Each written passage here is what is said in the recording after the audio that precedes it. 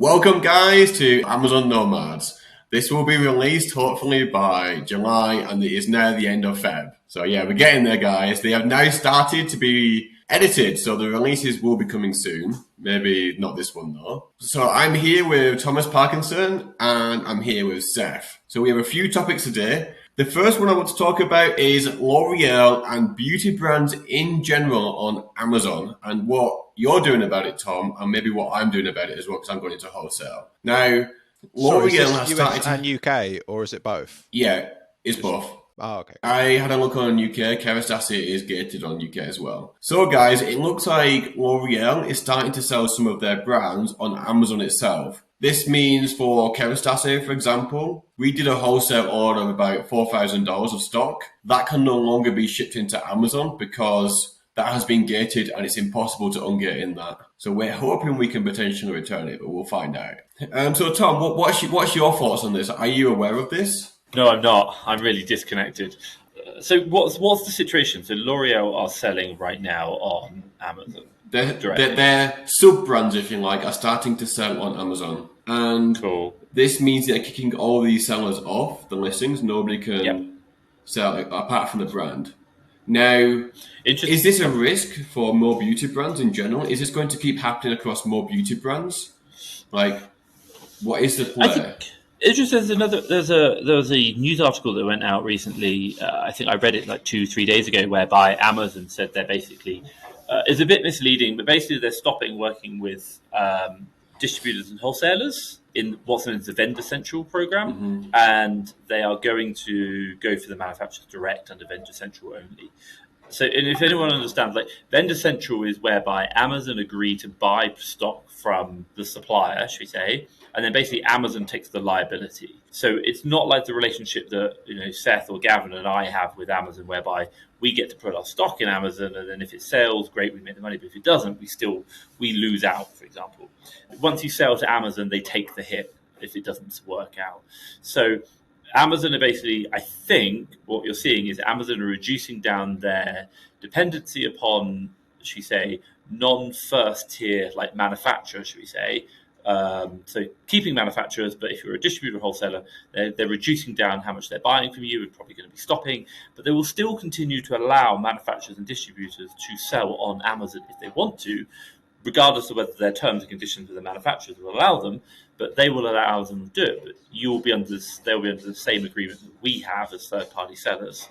Now, the only difference you're seeing is that Amazon are going directly to the manufacturer and trying to work with them directly. Why? Cutting costs. It's getting more and more competitive, especially with the likes of Walmart. So I think you're going to see it, especially with the big brands. You're going to see a lot more of this. I won't deny that. But we were never, should we say, we were always lucky to be able to sell big brands on the Amazon marketplace, whereas the L'Oreals of the world, or should we say the smaller niche brands, they're the ones where we can really get involved and actually kind of resell quite regularly. But I think you'll see more of this. Does that make sense, Gavin? Yeah, absolutely. So the question is, what is the play? Do you restrict capital per brand to mitigate the risk? But then typically Amazon will give you a notification, right, of how long you have to sell out of that brand. Then they kick you off. Or they do it through the gating process. Yeah. But isn't that tied together with the email? Because they send you the email, sell all stock before this deadline.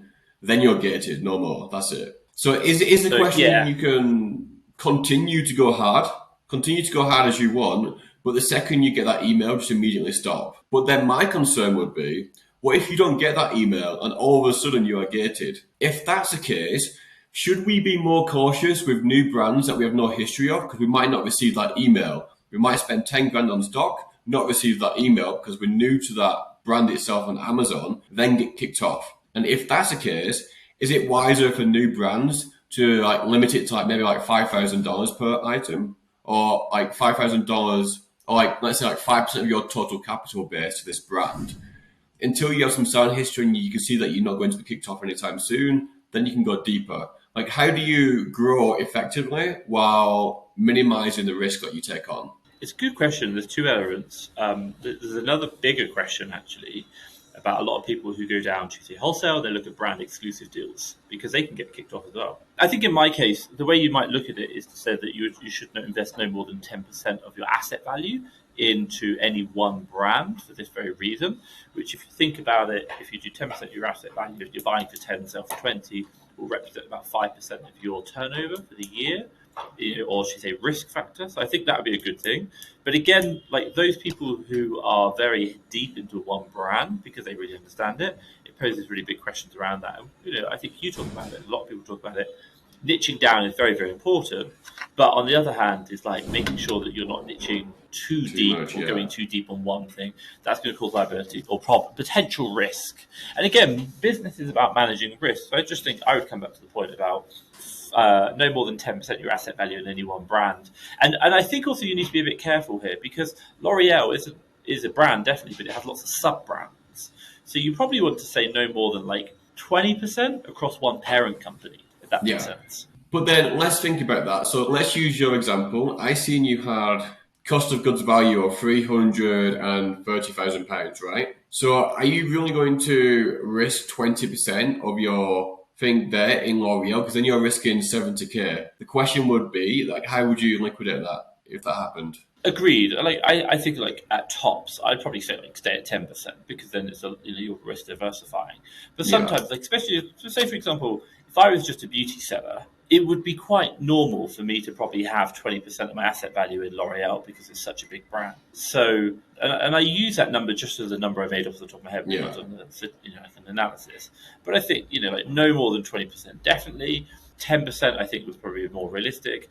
But remember, we're always trying to balance this between risk, but also as well the ability to maximize opportunity. Exactly. Which is what we're trying to take advantage of that. Like, I can't tell you the exact answer, it's up to you. But I think if you were to look at it from a percentage of asset value percentage and put controls in place around that, that would probably be a reasonable solution to think about it, which would protect the downside should it happen, while still maintaining the ability to maximize the upside.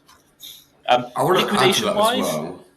You can clear it down, crash the listing, whatever, but I think everyone will be crashing the listing. You could use liquidators, you could resell through third-party platforms. Yeah. There's lots of options to do, but it is hard. I won't lie. If you've got 70,000 in asset value like L'Oreal, it's going to be a lot of work to liquidate. Surely that will sell on eBay relatively quick, though.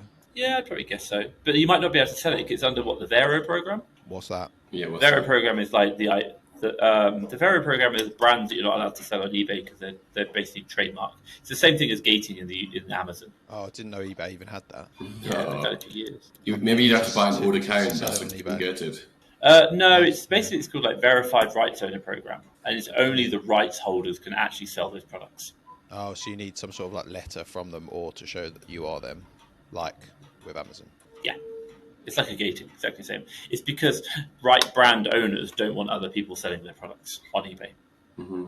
So I guess maybe you make a Shopify. You have to check it out other marketplaces or make a Shopify website as well and just offer like liquidation prices. Yeah, and again, the hassle. You can probably sell it to someone else and do it. What is it? Yeah. L'Oreal. I found a list just now. But you don't. Do you buy L'Oreal? Yeah, I can't see L'Oreal on there, but it might be on the sub brand. You don't have to say it's L'Oreal on eBay though. You can put like Boreal or something, and then the product name. Yeah. Yeah, you could. Yeah, because you can put the EAN, but you don't have to, and they're probably not going to chase that, are they? No, but you got to think of I get that you get away, but 70k is quite a lot of stock. True, yeah. Yeah, a small player at that point. You might just liquidate, take the hit, done, move on. So basically, what we're saying is limit your exposure while maximising the risk. I would also add, if that is the case, don't be like doing like 20% ROI stuff for that brand if you can do like 40 or 50%. If you're taking on a level of risk there, I'd say it's good to maximise profit in that and pick the best items and go for sales velocity too. So you have the quick turnover. I think like two things. Number one, it goes without saying that you're probably going to go for a higher ROI item than the other one. And then I think number two, we need to be careful about, like we talk about sales velocity quick products. Like a product which is sales rank 100,000, a product which is 1,000, what we're really talking about is the volume of units it sells in a given period. But like they still, like you just buy less of the 100,000 product and you buy more of the 5,000 product. Yeah. And generally our metric is we buy 1 month's worth of supply. So yes, on the lower value or lower sales rank items, you have more asset value invested because you're generally going to buy a more quantity because it's shifting more in the 1 month period. Yeah, I think there's no hard and fast answer, and I think we're always balancing. Business is about balance, and I think I always come back to the Warren Buffett thing. Rule 1, don't lose money. Rule 2, remember rule 1. Mm-hmm. By the way, a lot of stuff I read about business is about your job isn't really to be successful. Your job is not to make mistakes, because making mistakes will ruin you. Whereas all you got to do is just be consistently okay, not wow, I found this amazing niche. If you found an amazing product, it could be a L'Oreal brand that's doing really well. Just be very mindful of how bad can this get if it went wrong, and try and minimize the downside of that. That's the thought process I'd get through, rather than trying to get rich tomorrow, because you're likely to get screwed. I'm definitely on that hardcore niche side. I go into stuff hardcore. I'm not gonna lie. I know, but I like to think I outwork it. Sorry, go on. I was going to say, I like to outwork it. I think you can outwork a level of risk by constant. That's when you need to be in the business, is when you're taking on maximum risk, right? You don't want 100% risk and you're working on the business mostly. You need to see the ins and outs of all the processes. So as long as you're outworking or matching the risk to your hard work, I think you should be fine. But there's still the risk. It's still there. But that Warren Buffett quote, that kind of only applies to investing, doesn't it? Don't lose money. What class is losing money? You've got to invest money to make money, right? No, agreed. But he's basically, when he's doing his my understanding, man, by the way, I'm not a stock market investor. My understanding is when he's doing his investing, what he's trying to do is to say what you're trying to do is maximize the up. It's like angel investing. You're trying to maximize the upside while minimizing the downside. And when you look at your value investing, he goes through that. And I think, by the way, when you look at what we do, trade, we do the same thing. We're trying to maximize the upside while minimizing the downside. And I think whenever we make those trades, i.e. buying products to resell, we need to consider the downside and how bad the downside can be. And we might see there's an opportunity to become a unicorn product, for example, but the downside could be a unicorn failure. And you might be it's probably not worth the risk, because statistically, over a long enough time horizon, the eventuality, that eventuality will happen. And if it ruins you, coming back from that's really impossible. But if you have an option whereby it's not a unicorn upside, but it's a steady, pretty decent, let's call it 20% upside, and the downside is 2%, for example, well, over the long enough time horizon, you probably average out about 18%, and you're okay, fine, I'm pretty happy with that. Slow and steady rather than get rich quick. Make sense? Makes sense. Asymmetric risks, right? But then I've got 2 points to make on that. One that just popped into my head, which is black swans. Do you know about black swans? Not the animals. Go on, things that go wrong. Do you know Nassim Taleb, either of you? No. I've heard the name. Oh no, it's just interesting because you said it's all about minimizing the downside, but this guy made his money, made millions by maximizing the downside by hedging against it in the .com crash and also 2008. So he knew that was going to come. So he basically bet on that to happen. So he took a massive upside from a black swan event, which is 2000 and 2008. And then he argues that those things are going to happen more and more. But I was going to say that kind of thing applies to everything in life, right? For some reason, it came to my head with dieting there. You can diet really well for 6 days a week. And then on the Sunday, on the 7th day, if you just eat shitloads of McDonald's and pizza, then it's going to completely ruin all that progress from the last 6 days, right? And my other point, which is a little bit less poignant, is, Gavin, what are you drinking out of? For anyone watching, you're drinking out of this huge 3-litre jug or something. Did you not pick up on that, Tom? It's just water. It's just no. Right, yeah. I'm lazy. It's just easy to have a big bottle of water. Whereas I've got my I think one thing just to be... coming back to yourself, Seth, I think one thing just to be mindful of is always understand, but of course there are going to be exceptions, 100%. What you're really trying to do is you're trying to understand, if we had 100 people and they were to play this game, which game scenario would the majority do well? And of course, even if you had the best algorithm to sell on Amazon and you ran 1,000 people through it, of course one person would fail, because nothing's perfect. But what you're trying to do is make it so that, statistically speaking, you're going to be successful, and there are certain behaviors and certain actions, and again, where you approach problems that are going to really help deliver that. What you're not trying to do is to try and say, I'm going to put 1,000 people through it on the hope that one of them will get rich and 999 will fail. Yeah, like, then you've got yes, they're going to be exceptions. Then you've got like the survivorship bias, which obviously a lot of people. But yeah, like with investing example though, it's obviously better to have like 2% compound interest year on year when you never make a loss than making 50% in 1 year and then losing a big amount next. Right, like over time, that graph will be better for the person that just made the tiniest positive gain every time, and then it comes back to consistency. And you look at what's his name, who's the Ponzi scheme guy in the US. Is massive. Yeah, what's his name? Well, the guy that started 2008, pretty much. Ben Benoff. Oh, I can't remember the name. Oh, we're nearly there. We'll get it. But basically, if you look at him, like I watched a great documentary on it, and like he was giving consistent returns of like, I don't know, I think it was like 10% every single year, like clockwork. Like regardless of what the market did, he always delivered consistent returns. No one asked how you're doing it. He kind of gave answers, but like they weren't like, I can really understand that. And what was interesting was the fact that, it's kind of like if something seems too good to be true, it probably is, and it's kind of like, everyone put all their money into that egg. Bernie Madoff. Basket. And then a lot of people lost it. Bernie Madoff. Yeah. Massive, like one of the biggest Ponzi schemes. But he was also an incredibly good salesman because he made people not question his insanely good results, and people just thought, well, it's Bernie because he's just a phenom. He's a behemoth, like, which is it's commendable, really, what he did. But we go back to Gavin's point. You could do exactly the same thing, guys. Maybelline's the new one to make it. Like everyone's doing sneakers, guys. Maybelline's the new one. You want to get into Maybelline, do it. Like we're getting massive returns. And again, what you're doing is you're just going all in on one product. And like when you're small, like okay, fine. Like Gavin when he first started out, it's a couple of £1,000. It's a lot of money when you first start out, but you can make that money again. But Gavin now is in a very different situation. He probably has 6 figures plus in his asset value. If he were to go 6 figures plus, he could do really well, but he could also lose it all very big. And to get back to 6 figures will probably take quite a period of time, maybe a couple of years. And you're like, wow, that's a long thing. So again, it's really up to you and what you're doing. Yeah, I agree with that completely because really when you're taking that level of risk and you just get owned, the downside can be actually far greater. It's like an asymmetrical downside, but the downside is far greater than the upside, right?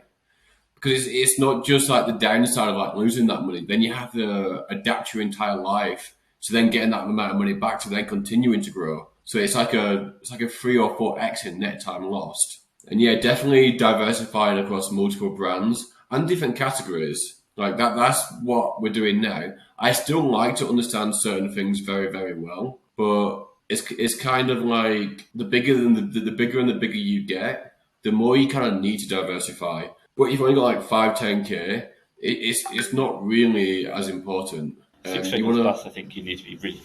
Yeah, because when you go like lower capital, it's about maximizing your margins more than anything. Yeah, because it's easier to make. I think it is about growing as quick as possible. Yeah, because you have time. You have so much time. Yeah. And your biggest asset when you got that much money is time. Yeah. So I know this isn't private label podcast, but then what do you make of private labelers who just have one product that's absolutely smashing it? Like, obviously that's very risky. Because again, but again, you're doing the same fallacy. Let me ask you a quick question. Top of your head, you don't know the answer. What percentage of private label sellers fail?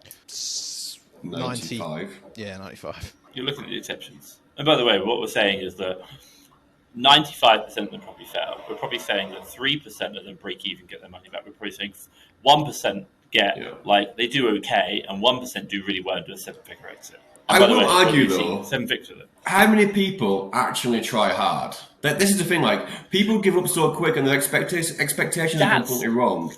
It's a great question. So when I think of these percentages, yeah, I know, but I see it so many times. And when I think of these percentages, I'm like, well, I would have put these guys into the percentage because the effort was just nil. Look, let's not just say laziness. Look, you've got to think about the people who decide to just go back to a well-paid job, the people that maybe their spouse dies and they're like, well, fuck this, I'm going to go and do something different. Like, there's a million things other than laziness that people that lead to people giving up in quotes on a business. And the actual percentage of people who A, try hard, or B, it's just the right place, right time, or C, get the luck and everything else that runs into it, it's impossible to compute all that, isn't it? But you are right. A lot of people are lazy. But let me ask you a quick question. I'd love to know do you think how many people got all in. I would love to know what percentage of people fail who go all in. No, because you can never define that, can you? Because, like, I know. Let me ask you a quick question. Let's just 8 talk hours about a day all at in 10. regards to laziness.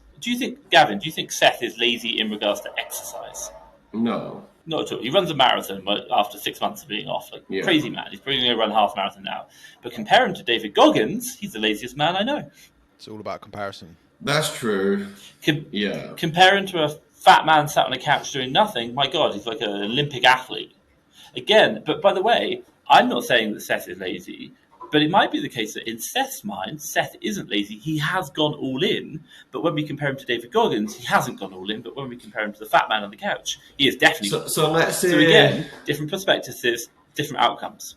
I would say you need to run the calculation, the amount of people that commit minimum 3 hours per day, every day, to their side hustle. Yeah, that would be interesting. Good luck trying to measure that one. But also, you're just talking fancy. Some people's 3 hours a day is 2.5 hours on Instagram thinking they're working.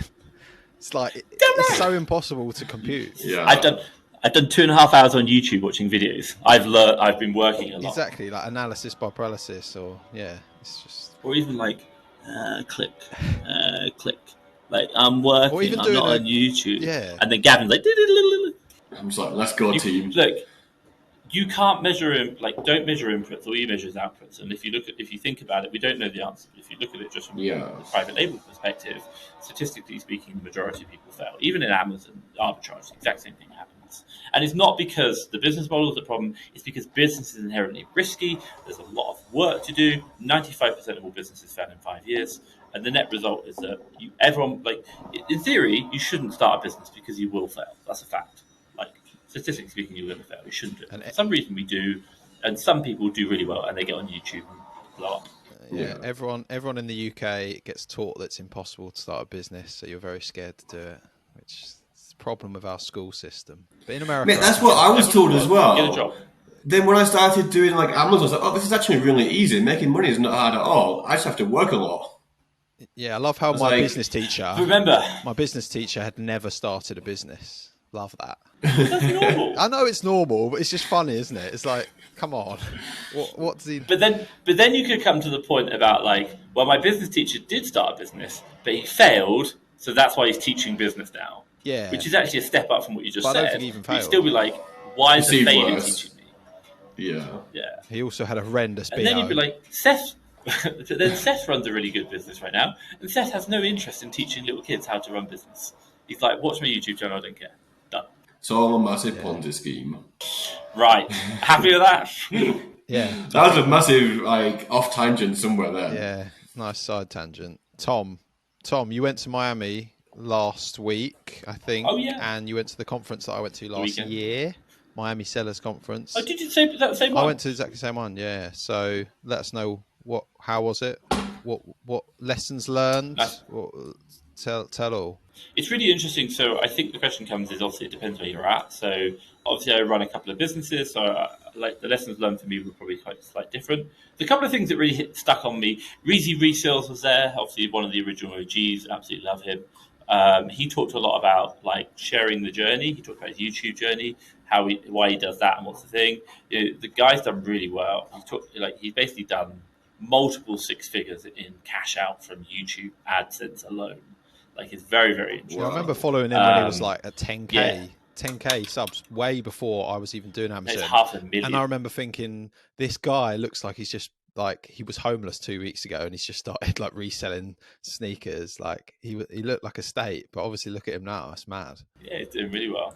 And I think so that was really interesting. He talked about I've interviewed a lot of people and they always talk about get out their network and share yourself and he obviously got on the Gary Vee show and he was like, I would never be able to build the network that I've had if I had not put myself out there. And I think that's a really important point for anyone watching. Building the network is really important. Obviously, a lot of the people speaking have social media presences, and that's probably why they're quite happy to talk. We had my friend Sarvis who talked a lot about mindset. He's a big mindset. One thing I took away from him, I don't have it on me, and I didn't do it, is do you have a goal? Do you know what your goal is? Is it written down on a bit of paper? And is it in your wallet on you at all times? So literally, do you have it? So I have it in 2 places. I have it, one in my wallet now, which I was like, my God, I don't have it. That's such a good idea. And then number 2, I have a jobs list that I can put my tasks on. But at the very top of my jobs list has my goal for the year. It's like 4 things I want to achieve. And I'm always looking at the goal and then looking at my tasks relative to the goal and reprioritizing based on that, which has been really helpful, which I think is quite a really good thing. Yeah, I have it on my chart. And then I think other final takeaways, I think probably one of the bigger ones. And let me just load up because I kind of broke it down in a bit more detail for one of my communities. Was Carbon 6 did a kind of like white paper on the changes in the FBA fees coming up. And it's quite interesting what's happening over this year, what's happened.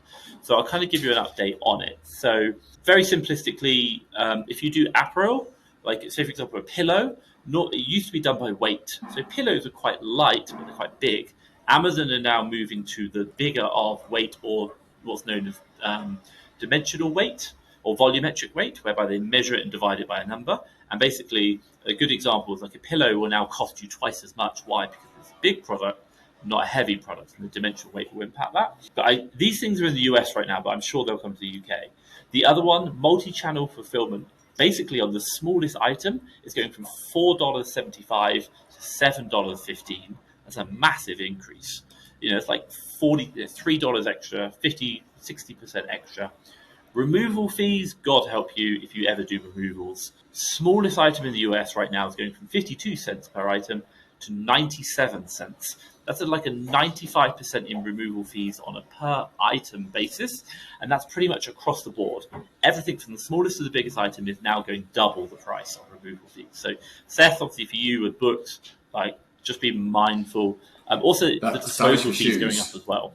Yeah, so we spent the other one you've got on extra last year, so that's going to be for your volume is nothing, yeah. So it's going to go up. So storage utilization, there's a new charge coming in called surcharge utilization. Basically, the storage space you have, if your stock is over 6 months old, you're now going to get basically charged, depending on like the size, it'll be like an extra per square foot, 50 cents up to $1.20 per square foot. So if you've got quite a lot of stock in there, over 6 months, you're going to get over 6 months, you're going to get screwed. Just get rid of everything. Don't do anything over 6 months. Yeah. And then the other one is FBA age surcharge, another fee. So basically, if you have items right now, prior to April the 15th, if you have anything up to 270 days, there's no surcharge. They did surcharge it before. That's now changing from 270 days, going down to 180 days. So you start getting the extra surcharge on 180 days. This is basically, again, it's kind of like your stock. Anything over 6 months, they're charging you 50 cents on 180 to 210. This is per cubic foot. Then 210 to 240, now $1 per square foot. And then basically for the next 30 days, it's $1.50. Then if you go 270 days, so this is when it first kicked in, is now $3.80, and it's going to go all the way up to $7 per square foot. Basically, anything over 6 months, you're going to get ruined. So like, you've got to be really age stock to stay away from, and things like apparel, whereby it's quite big but doesn't weigh very much, you're now going to start paying proper fees. When does this come into effect? Either it's already happened or it's happening in April. Okay. So, and some of it's already happened, some of it's not. Is there a web page that you were just reading that off, or was that just your notes? That was my notes that I cut out of it. I'll drop the white label in our group chat. Oh, cool. I feel like I need to tell my team that, because that is very important books, because there's no point sending any books in long tail, is there? I mean, there wasn't anyway, but I was quite lenient about it. So you got to factor it in. Yeah, you got to look at it. So I just sent it through. You can have a look. Cheers. So that's one of the big things selling. They're just pushing their model on there to sell things as quick as possible. They want things in and out, and that's it. But for things like shoes, that's going to hit shoes very hard, especially with that level of fees, because the return rate is already super high. Then if the removal fees goes up, and there's always a lot of aged shoes that just don't sell well for some reason. And you're probably going to get hit by volumetric fees. Shoes are quite light but big products. Yeah, we're going to have a good think about that, because we have moved to very expensive shoes only. The average buy price for our shoes now is $100, compared to 3 months ago, it was like $30, $40. But our USA to USA away is actually slowly transitioning out of shoes as well. One of my main guys has been doing a lot of other... I don't even know how to explain the stuff he's been finding. Like, the idea that I have in my head for how I want the away to be in the near future is that we're not shopping from any big websites. We're doing like these like really low-key, local type of websites where the products are really hard to find and they're really strange fucking products. I can message you guys, I can tell you guys what like some of those products are after the call, but it's impossible to find them yourself. And from like looking back at the last 3-4 years of history, they've never tanked, they've always stayed consistent. But it takes a lot of time to find these products, but there's like kind of like a replenishment database from that. So I want to transition like away from these shoes or in like the next six to 12 months, and then transition to like more of these like really weird type of items, very spread out across different categories and very localized shops. That's the idea I have. There's I remember when I was doing Amazon USA a year ago, and my team was submitting deals. The amount of times they sent me like this is the product we want to buy, and it was like parts of a propeller or something really like part of a fishing system. I was like, I have no clue what the hell this thing is. Like, I really had to like Google it, and like there's kind of stuff that people are just not going to even think about. You're like, I don't even know what it is, but it's selling like 40, 50 units a month in the US. It's got like 2 FBA sellers, and you're like, cool, and it will just keep going because it's such weird stuff. Exactly, that's exactly what I'm talking about, and that's what we started doing. It's so bizarre. So as you said, some of the stuff you look at, it's like, what the heck is this? And then what's interesting is that you can start trying to find those brands and then reverse search those brands, and then try and find them wholesale. So it's like doing it away and then connecting it to wholesale as well. So and it's like, because really everybody does shoes right on Twitter. Everybody does shoes. So I'm only ever going to get the same results as everybody else. And I want a model that's more easy to track in terms of profits. And I know that other people can't just copy me instantly. So it's more unique, but you need like a solid team to do that with. Or maybe you don't. Maybe you just need a team. But just ban, we just ban all big websites. Ban all big websites. Like, no fucking Best Buy, all that stuff. Do it the other way. No, I wouldn't even do it that way. I would do it a completely different way. I would do reverse keeper. Think of it like, literally, ask your team right now, hi guys, can you write down the 10 categories you like? So get everyone to write down 10 categories, put them all together, and say, they're now the categories we're not allowed to source from. Find all the other categories in keeper, look at the volumes, look at like what's going on, low seller count, Amazon, look at those products and say, they're the products we're now. So I would do that, but we've been doing shoes the entire time. I've only just said no shoes from now on. No shoes. Because I'm getting some shoes from my mates, so we don't need it.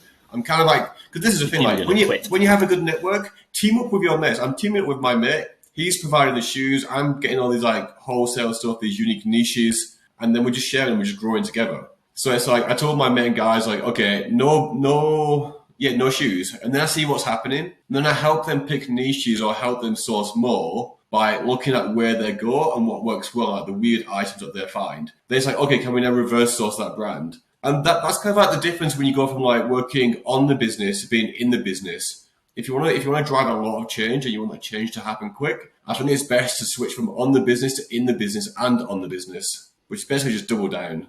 Well, unless you've got some sort of purchasing manager who's super switched on and that, who's...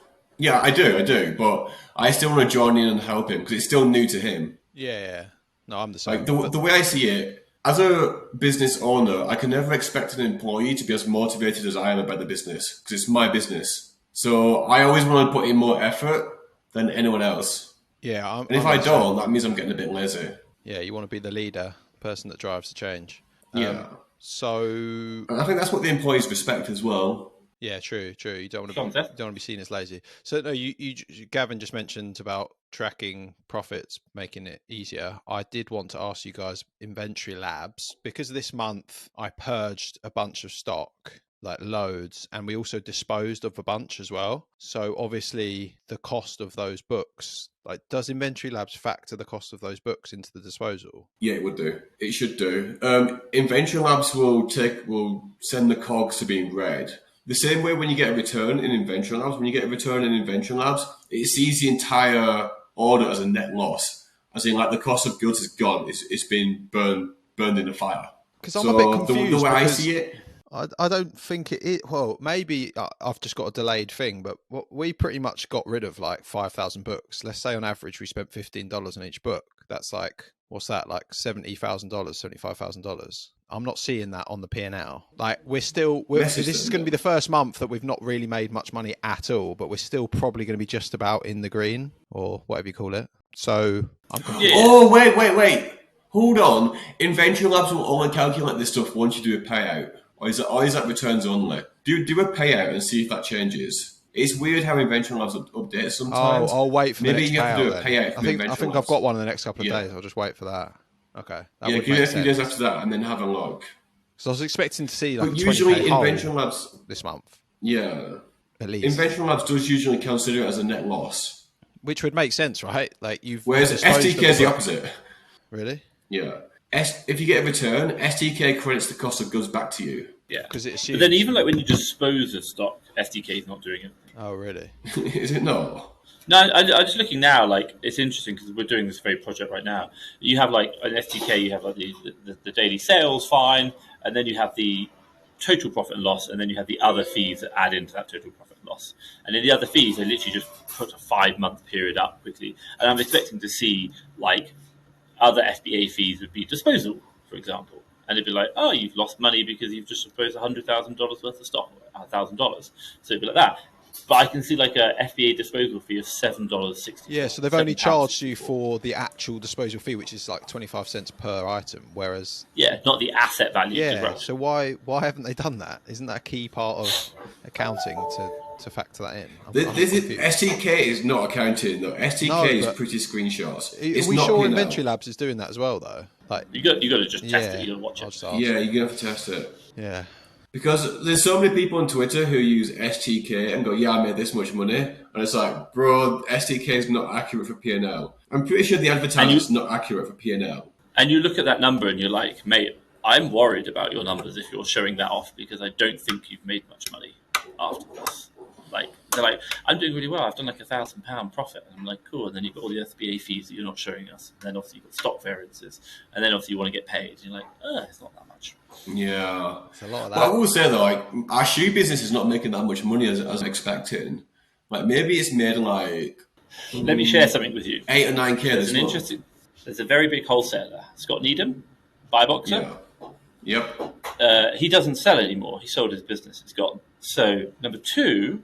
I haven't actually read the article because it was behind a paywall, but I could read the initial bit, and it says Scott Needham, who ran $400 million he sold the first 2 years of running on Amazon. I think he probably did about 22 million across the first 2 years. Total profits on 22 million minus $500,000, 450,000. Wow. Whoa. Very interesting. So what? Because the same, like, whether you're doing 22 million, whether you're doing 3 million, whether you're doing like 10,000, it doesn't really matter. If you're not in control of the numbers, you can lose money really quick in a high velocity environment. Yeah, like what I said. Stock, cash, everything going on. Exactly. If you've got loads of and you have tools that aren't really giving you great information. They're just giving you fucking, sorry language, high level, making you feel good stuff. We look at by the way, SDK has profit on the units sold today, fantastic, but it doesn't include your FBA fees for like all the other stuff that you have, like returns, for example, all that kind of things. And the net result is that we look at this top number and go, oh wow, I've just made like $1,000 profit yesterday, fantastic. But that's not true. It's not true. There's stuff down here, and then there's still a lot of fees which even aren't included down here. Down here is transportation, getting it from your warehouse to Amazon, customer return fees, removal fees, your subscription fee, storage fees. My God, my storage fee is like, in the last 30 days, is £1,500. Like, that's going to eat my profits. Yeah. Yeah, I've done 10 grand. I've just lost that 1,500 here. Does SDK not count that? It does, but it doesn't put it up here. It puts it down here. Oh, okay. Because I think you understand what I mean? Puts it up here, I think. Yeah, I do. Everyone looks here. Yeah, because it's a lie. This isn't right. I understand why, but everyone looks at that and feels good. Why? Because guess what? When you read a book, you start, top left. That's the number you're looking at. That's why I like Invention Labs a lot, because it gives you like the fucking cold, harsh truths. Tells you exactly what fees you're paying everywhere. Yeah. And it considers all returns as a net loss. It's like savage. I quite like, it's not hard mode, but it tells you like almost a worst case scenario. And that's how you want it to be. You don't want, pardon? No, I was saying hard mode, that is the perfect way to say it. It's no easy difficulty. Yeah. I like it. It's called truth mode. Truth mode. Yeah, truth mode. It's not hard mode, it's truth mode. Yeah. Or the other one's dreamland. But it's really good. Dream mode. But I think like doing all the standard stuff is only going to get harder and harder. Amazon is only going to get more saturated over time. That's why, like, as experienced sellers, does it make sense for us to be doing like the common stuff when we can branch out? Is that an aspect of comfort and laziness that we fall into? Yeah, but also to end, maybe. so I was going to say, to end on a more positive note, luckily, what you've just been saying about like niching down weird niches, luckily there are millions of weird products, right? So there's so much opportunity there. There's just not much opportunity in all the Walmart like bestsellers that people are looking for, because obviously everyone's looking at that. And now you tell me. Yeah, exactly. It's like, but it goes back to the laziness point. A lot of people can't be bothered. A lot of people can't be bothered to search onto the second page of Google to find that weird retailer that's selling the fishing tackle or whatever you're talking about that no one knows about, but actually fishers love it and they're going to buy it, and you're going to be able to profit. It is weird, which is cool. You can make so much money buying parts for parts. I'm selling a part for this part which fits in this part. It's like $50. It makes no sense. But like, the one thing I would also just add to that is you're right. 10 years ago you could buy stuff from Walmart, sell it on Amazon, make money easy. But obviously the easy money is now gone. But and by the way, I got into the more niche stuff. And you're like, but this is going to be really hard. By the way, Amazon's been growing every single year, generally double digits, which is unheard of. The saying, a rising tide lifts all boats. Yes, you're not going to be able to do the easy stuff on Amazon, or Walmart to Amazon. Fine. There's so much opportunity. And those tiny niches where the parts that Gavin does, they're now getting even bigger because Amazon's getting bigger. That's so true. Well, that's the benefit of having a team as well. Once your team starts getting really good, they get confidence in themselves to go away from the normal stuff and to do this. Skin in the game, I can never do what I'm doing without a team. Yeah. Skin in the game. But you can also reduce your team down, get rid of the chaff, the wheat, and then improve it. So it's not it's not the end of the world. Expand contract. Exactly. Yeah. There you go. Yeah. And to add to that, on that note, actually, if you want to double expand, team up with your mates as well. Team up with your mates. Don't keep everything to yourself. Build an inner circle and share things with your inner circle, and then grow together as a team. Because there's a team of you and your VAs, and there's a team of you and your mates. 100%. And on that note, should we call it? Yeah, that's 46 minutes. Yeah. Thank you, everyone, for listening and watching. Catch us next week whenever that comes out, because it might actually be out soon. And we'll be talking about whatever we're going to be talking about. I'm going to an expo next week, so we'll talk about that a little bit, and whatever else is going on for March and the rest of Q1, etc., etc. So yeah, please comment, like, subscribe, and we'll catch you in the next one. Ciao for now.